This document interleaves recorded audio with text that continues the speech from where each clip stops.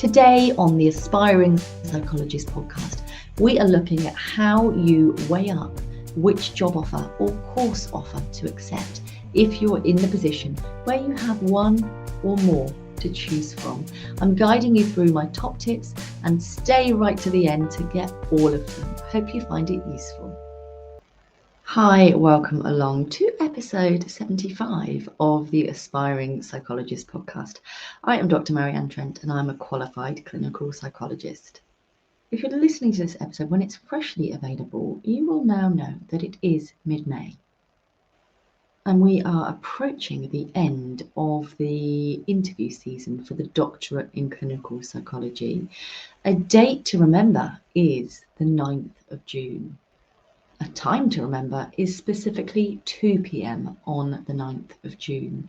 If you are in the position where you have any offers for doctorate in clinical psychology places, that is the time that you must have accepted your offer. I presume if you haven't, it will be automatically cancelled and your place will be offered to somebody else. So that is most definitely something to be aware of.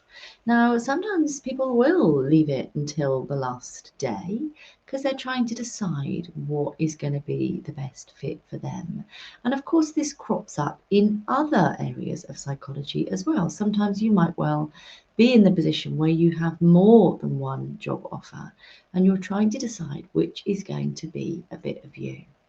So today's episode is all about that. How do you choose between two job offers? So last week was thinking about should you still, could you, might you, would you still go to interviews if you already had a job offer? So if that's what you're looking for, you might well find that a useful listen. That's episode 74. But today is, you've done well. You've smashed it out the park. You've got at least two job offers or course offers to mull over. Okay, so let's guide you through this with what I'm thinking is likely to be 6 key topic areas to consider. But you know me, there may always be a few more. If you're watching on YouTube, please do subscribe and like this video. Let me know in the comments what you're thinking, what your top tips are. If you're listening on audio, please do take a moment to rate and review this episode, either on Apple Podcasts or on Spotify. And come along to the Aspiring Psychologist community, brackets free group on Facebook, where we can talk about this and a whole lot more too. Okay, so consideration number 1 is going to probably be more relevant if these are job offers rather than course offers. But if it's, for example, a master's course that you're trying to weigh up against each other, this might well still be relevant for you as well. So it's weighing up the job offers in terms of the job description, in terms of the salary, in terms of, what it is that's being offered to you and the opportunities that will crop up within that. Where's the location? What are the job hours? What's expected of you? And is that something that you want to consider? So very important factors to consider. And of course, when we spoke about some of the similar issues last week, we're thinking about, well, what's the approach if you've got dependents or if you care for somebody? How inclusive is the employer in that regard? How much does it look after your needs? Point number 2 is all about company culture. Now that might well be the employing trust. If you're, looking for assistant work or training course in, psychological wellbeing practitioner or something like that, or it might be the employer for a private organisation for a relevant role in the career path to becoming a qualified psychologist. Or it might be a course. It might be a course in counselling psychology doctorate. It might be clinical psychology doctorate. What is the university like?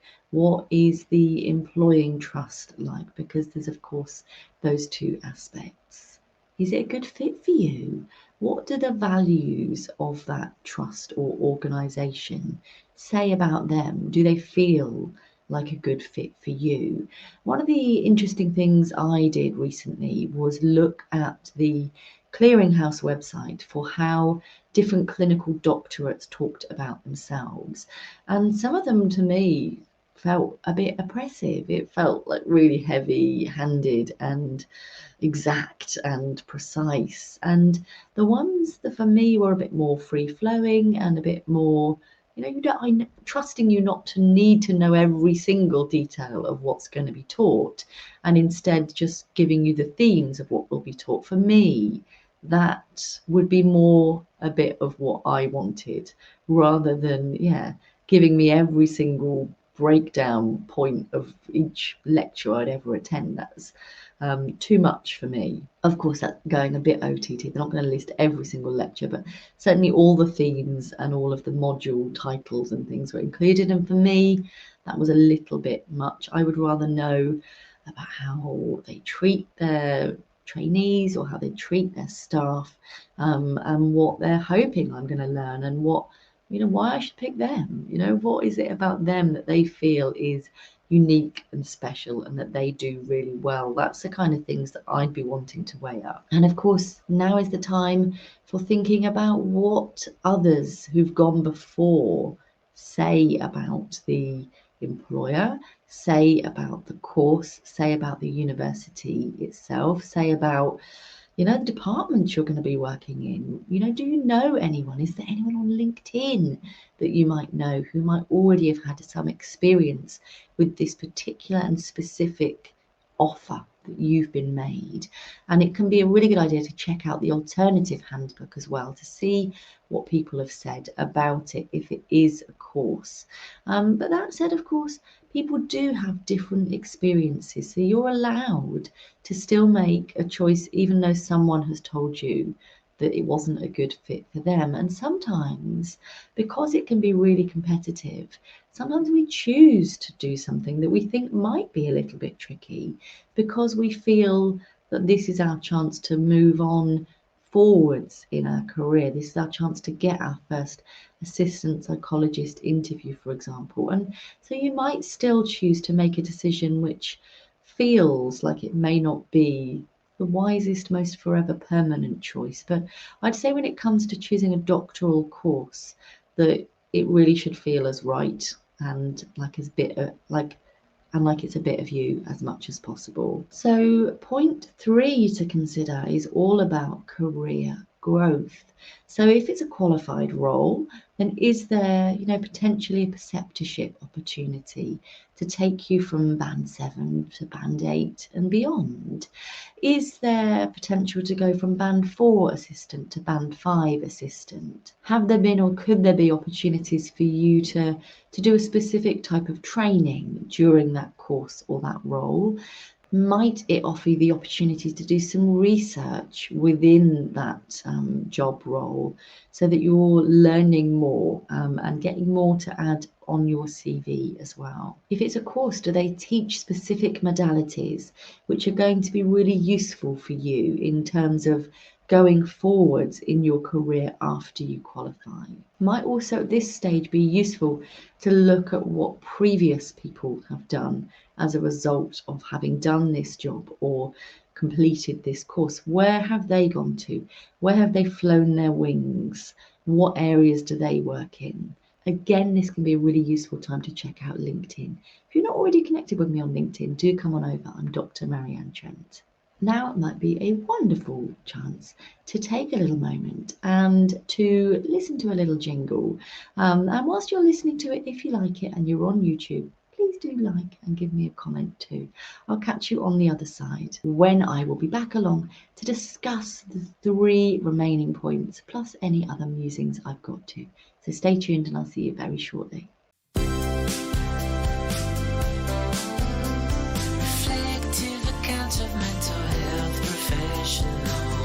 On the way to getting qualified. So many tips and lessons to learn from. So many things that you can try.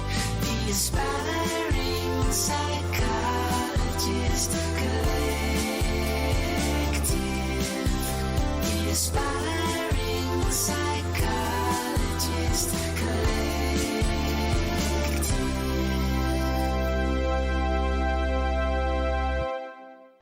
Thank you for listening. Thank you for staying tuned.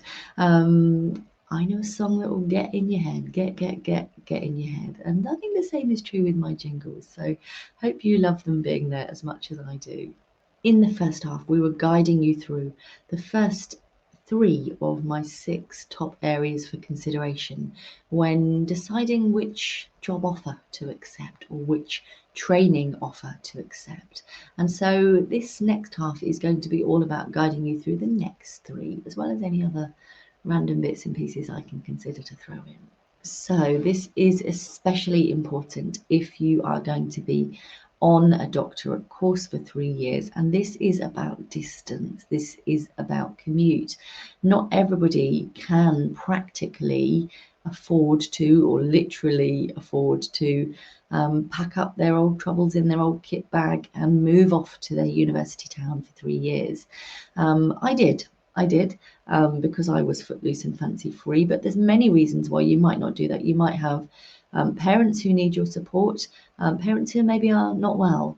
You may have children who are already in schools and you don't want to rock their boats so much. There'll be a variety of reasons. Maybe you're already mortgaged, and you really love your home and your environment, and you know that your friends and your networks around you are really going to be a strong, supportive factor for you, protective factors, as we talk about in psychology. And so it might be that you're going to be commuting, and of course it's useful to know that that might affect how you bond and how you share time with your cohort. So there were a couple of people that did commute in our cohort, and it meant that quite often they didn't come to the after university pub gatherings because they had to get back, and that did affect their university experience. So for me, I was able to be, more going with the flow and, walking to uni on the days when I wanted to be, perhaps having a little tipple after uni. There are factors to consider, but sometimes people do make it work with Airbnbs or actually a B&B, and staying over a few nights a week so that they can immerse themselves in university and the studying and the requirements of the course whilst still benefiting from their home and their family life, 4 days or 4 nights a week. So it's got to feel right for you. It's got to be tenable for you and your family, because we don't want you to burn out. And if you've got 2 hours commute each way, plus you might end up on a placement that is like an hour outside of where you live already, which might mean you've got 3 hours each way, that's going to be tricky. So there are definitely factors you'll need to consider. So if it is a course offer you're trying to weigh up, it can be useful to consider, or maybe even ask the courses, what are their areas for placement? So I'm aware that, for example, Solent NHS, which covers the Southampton course, the Isle of Wight, of course, is a place that needs mental health provision. And so it might well be that you end up with that as your catchment. And so you might find yourself having to take the ferry across to the Isle of Wight for maybe a few of your placements. And so you'll need to factor that in to your decision making as well. Now, there are very much more less beautiful places that you could be about to consider living and moving to. And having spent a couple of holidays in that neck of the woods, it is stunning, it is sensational. And one of my good friends, her family home is in the Isle of Wight, and she sends me the most wonderful videos and photos, and sends me voice notes from there, and it sounds incredible. So it's not all factors to consider as disadvantages. Sometimes we can embrace this relocation as something really special and unique. But of course, along with the commute comes cost, comes expense. I know that my car is a slightly older model. I drive a 10-year-old car, and there's many areas in the country where I can't go without paying additional pollution fees. And so it's, thinking about how that might add up for you across a week, across a month, across a year, across the whole time that you might be living there. And how sustainable is that commuting cost going to be for you? Factor 5 to consider is all about the work-life balance. So if you're trying to weigh up opportunities for employment, where actually some of the culture of the employing trust is that they promote home working, flexible approaches. Perhaps, you live close enough that you can walk to work sometimes, that's going to be advantageous. That was certainly the case when I was most recently employed, that sometimes I was able to walk, and that made such an incredible difference. Not all the time, life's not always that kind to us, but for the work-life balance, it was pretty incredible. And when it came to choosing between driving, 26 miles each way during really heavy rush hour traffic, and then being able to sometimes work from home, sometimes walk, and generally be closer to where my family was, even when I was in a base, that was a hard case to answer for. So even though it meant moving my discipline to adults from children, I moved job. And even though it meant moving from a substantive, qualified, paid, permanent contract to moving to a fixed term contract, for me, it felt like it was worth it, because the work-life balance benefits were going to be so brilliant for me and my family. Usually within courses, you're probably going to have the same amount of annual leave, because it would usually be pretty standard for Band 6 NHS staff if you're employed.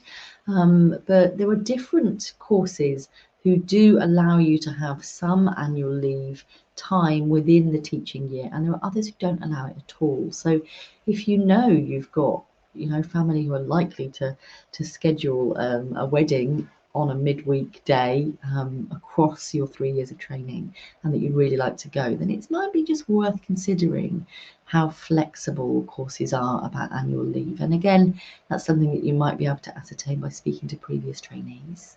When weighing up job offers from private trusts or hospitals and NHS, it's worth looking at their sickness benefits and their pension benefits, and how many days annual leave you get, for example, and whether you get any additional perks. So when I was working for a large psychiatric hospital that was non-NHS, they would give you a celebration day that would mean that you would be able to get an additional day's annual leave that you could choose to take on your birthday, or your child's birthday, or your anniversary, some day that was important to you, which didn't count towards your annual leave allowance.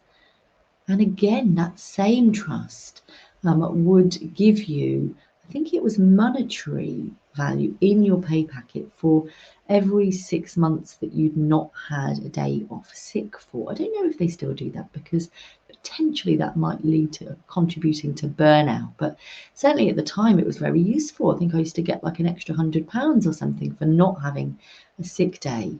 And then, of course, I think if it got to a year, I then would be given, I think, additional day off as well. So it might be just worth looking at any individual or specific benefits that come about as part of that job offer or employment.